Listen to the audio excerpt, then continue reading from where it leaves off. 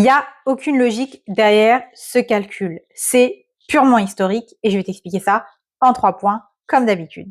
Premier point, ce chiffre ne vient pas du marché. C'est un peu comme si on décidait qu'un mètre est égal à 3 pas, peu importe la taille de la personne. En 1999, quand l'euro remplace le franc, 1 euro est égal à 6,55 francs et des poussières. À ce moment-là, un franc français était égal à 100 francs CFA.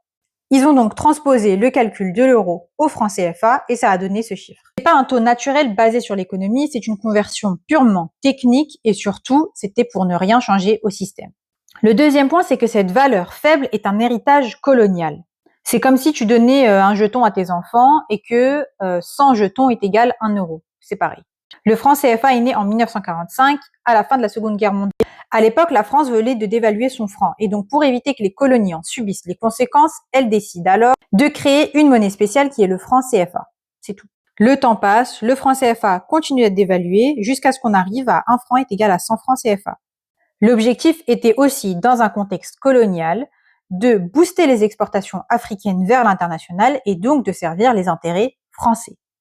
Et le troisième point assez important, c'est que ce taux ne bouge pas. Et il ne bouge pas parce qu'il est garanti par la France. Un peu comme si la France disait « Ok, je te garantis ta monnaie, mais en échange, tu respectes mes règles ». Depuis sa création, le franc CFA repose sur ce qu'on appelle une convertibilité fixe avec la monnaie française. En gros, la France garantit la stabilité et en échange, les pays qui utilisent cette monnaie doivent déposer leurs réserves de change au trésor français. La stabilité est donc bien garantie pour les pays africains. En revanche, ils ont une perte d'autonomie monétaire assez importante. Bref, c'est un chiffre hérité de l'histoire et non pas du marché.